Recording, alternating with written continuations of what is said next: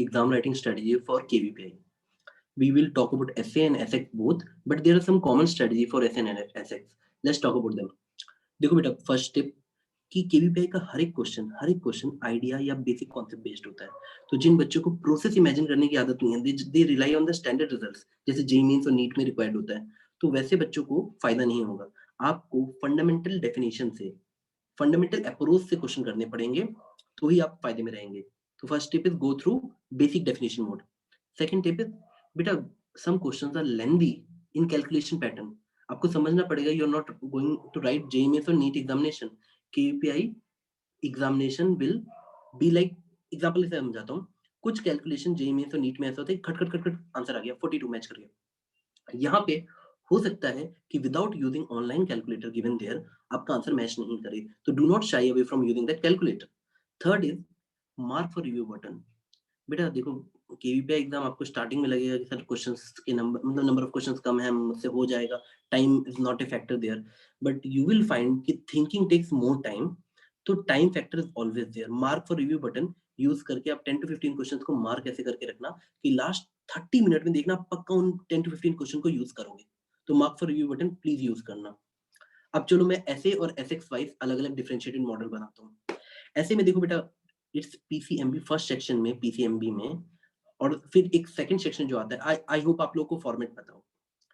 Second section मेरा suggestion है, देखो बेटा, यू ऑलवेज, आपका कोच आपको बता सकता है कि आपको कैसे खेलना है, but you always play by your own rule. तो आप जैसे जाके खेलोगे, it's up to you, but मेरा सजेशन है कि आप सेकंड सेक्शन से स्टार्ट करो, जो 2 मार्क्स वाले होते हैं। उसमें सबसे पहले जो भी आपको इजी से इजी लगता है वो क्वेश्चन करने की कोशिश करो, और टिक बेस्ड करो। बायोलॉजी, केमिस्ट्री, फिजिक्स के कुछ सेक्शंस को पहले करो। मैथ की कैलकुलेशंस थोड़ी थोड़ी लेंदी है, हाँ, मैथ का कुछ क्वेश्चन जो 9th बेस्ड आता है, उस पे आप अटैक कर दो, उस पे आप फुल अटैक करो। मतलब कहीं ना कहीं आपको ईवी के पीछे भागना पड़ेगा। 2 नंबर वाले पहले करना, और फिर इसमें आके 1 नंबर वाले क्वेश्चंस में भी आप यही स्ट्रेटजी अपना सकते हो। बट बेटा, आपके दिमाग में एक बाइफर्केशन होना चाहिए कि like let's say 1 our 50 minute या 40 minute you will give, 1 hour 40 minute, let's say 1 hour 40 minutes आप सेक्शन 1 को दोगे, और सेक्शन 2 को रिमेनिंग 80 मिनट दोगे, अगर आप करना चाह रहे हो तो। देखो बेटा, या तो फिर आप लेट्स से कि सेकंड सेक्शन को आप, मतलब ये आप पे डिपेंड करेगा, पर मेरा सजेशन है 75 minute to the second section is good, good enough. आप टाइम फ्रेम अपने दिमाग में लेके चलना। अब आते हैं एसएक्स पे।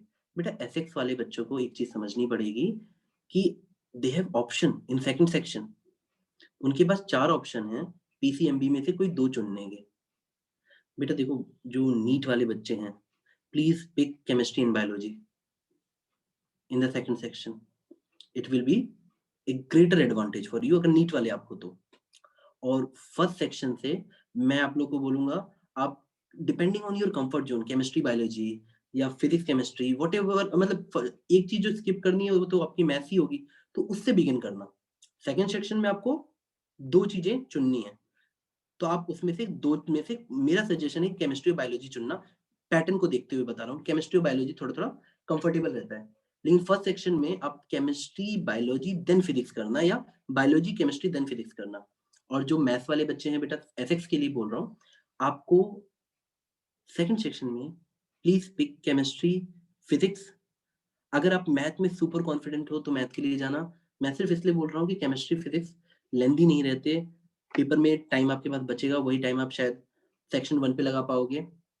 और पीसीएम में आप केमिस्ट्री, फिजिक्स, मैथ्स के ऑर्डर में जाना, it will be helpful for you. अब ऐसे वाले जो बच्चे हैं बेटा, उनको एक और सजेशन है कि समहाउ ट्राई। देखो बेटा, वहां पे ना एक चीज समझ लो कि इस बार किसी भी तरह से इंटरव्यू नहीं हो रहा है, तो स्कोर कट ऑफ 60 प्लस भी जा सकता है, 52 भी जा सकता है, 55 भी जा सकता है। तो ये हमारा गेस करने का वर्क नहीं है, ठीक है, कितना जाएगा। जो बच्चा कल एग्जामिनेशन हॉल में जब सबसे ज्यादा एंजॉय करेगा, संडे फंडे वाले कॉन्सेप्ट में जाएगा कि चलो पेपर एंजॉय करके आते हैं, अब देखना वही बच्चा सिलेक्ट होगा। रिटर्न के जितने एग्जाम, मतलब जो भी आप रिटर्न बेस्ड एग्जाम होते हैं कि सर आपको रिटर्न देना है और हो जाना है, तो आपको एक बिल्कुल एक स्ट्रेस फ्री एनवायरनमेंट में जितना भी आप आज तक पढ़े हो, वो आपकी वो रिटेंटिविटी के दम पे करना है। अभी 1-2 दिन की स्ट्रेटजी काम नहीं आएगी। आप सोचोगे आज पूरा क्रैम कर लेते हैं, कल एग्जाम में अच्छा कर देंगे। आपको अभी भी पढ़ना चाहिए, यू फील सो। कल सेकंड शिफ्ट में एग्जाम है तो आप अपने हिसाब से पढ़ सकते हो, तो बेटा आप लोग ऐसे वाले बच्चों से एक रिक्वेस्ट है कि आप लोग प्लीज थोड़ा ना टिक बेस्ड क्वेश्चन पे ज्यादा ध्यान देना, और इट्स ओके अगर आपको कोई एक क्वेश्चन टफ लग रहा है आप स्किप करो। मैं आप लोगों को एक सिंपल सी बात बता रहा हूँ बेटा, इट्स हम ना जेईई में और नीट में बोलते हैं अगर आपको 1 मिनट में क्वेश्चन नहीं सॉल्व हो रहा है स्किप कर दो। सेम रूल यहाँ पे भी अप्लाई होगा, मतलब दोनों के लिए, ऐसे एसएक्स के लिए ये रूल सेम होगा। Do not stuck on a question. अगर आपका 2 मिनट से ज्यादा कहीं लग रहा है लीव दैट क्वेश्चन, आप छोड़ दीजिए। आपको नई आइडिया आ रहा है आप छोड़ दीजिए, आप अगले पे जाइए। किसी भी तरह से जस्ट अपनी कंफर्ट जोन को पहले खत्म करो। बेटा देखो, I always tell this thing, आप एक ऐसे गार्डन में जा रहे हो जहाँ कैक्टस हैं, रोजेस हैं, और आपको दोनों को कलेक्ट करने के बराबर पॉइंट्स हैं, तो प्लीज पहले पहले पहले रोजेस कलेक्ट करो। मतलब प्लेन योर कंफर्ट जोन, जहां पे आप पहले 1 आवर में किसी तरह से 40 मार्क्स टारगेट कर चुके हो बाय डूइंग इजी क्वेश्चंस जो आपको लिए कंफर्टेबल हो। तब आप अगले 1 घंटे में स्ट्रगल करते हो, और आखिरी के, और सुनो बेटा देखिए, देयर इज नो टाइम। आपके पास ना कहीं भी आउटसाइड सोचने का टाइम ही नहीं है। अगर आप केवीपीआई निकालोगे तो देखोगे, जब आप अपने आप को पलट के देखोगे ना, तो उन 3 घंटे में you were really highly focused. मतलब एक सिंपल ऐसा सोचो ना कि लाइक केवीपीआई के एग्जाम उनके लिए जिन 3 घंटे फोकस कर सकते हैं थिंकिंग बेस्ड गेम। और एक फाइनल टिप मैं तुमको दूंगा, trust me this tip will work. आपको क्या करना है, एक चीज समझो, हमारा ब्रेन ना कभी थकता नहीं है। जब ज्यादा थिंकिंग करते हैं ना, हमारे सर थोड़ा दर्द दर्द नहीं, मतलब थोड़ा एक ही पॉइंट पे स्ट्रेस करने पे हमको लगता है थोड़ा और सोचेंगे तो आंसर आ जाएगा। बट आपको हमेशा ये समझना पड़ेगा कि इससे हमारा ब्रेन जल्दी जल्दी गर्म हो जाता है। अगर केवीपीआई का हर क्वेश्चन वैसा ही है, तो कैसे आप, अगर आप 10 12 ही क्वेश्चन पूरा टाइम चला गया तो उससे बचने के लिए मैं आपको एक सिंपल सी सलाह दूंगा। हमारा ब्रेन इतनी जल्दी थकता नहीं है। वी कैन, मतलब हम जे एडवांस भी लिखते हैं बेटा, एक दिन में 6 घंटे का पेपर भी लिखते हैं, तो जैसे 3 आवर एग्जाम। आपको ये बात समझनी पड़ेगी, सपोज आप केमिस्ट्री के 5 क्वेश्चन कर गए, तो हमारे ब्रेन को चेंज चाहिए होता है। देन आप बायो पे, फिजिक्स में, या जो भी रिलेटिवली आप स्विच करके कर देना question. Do not stuck to, अगर आप सोचो, मैं एग्जांपल दे रहा हूं आपको, मैथ कंफर्टेबल जोन है, आपने मैथ पे पेपर स्टार्ट किया, आप 10 क्वेश्चन बैक टू बैक या पूरा सेक्शन में स्कोर करना चाहोगे ना मैथ के, तो आपका दिमाग गर्म हो चुका होगा, टाइम भी आप ज्यादा दे चुके होगे।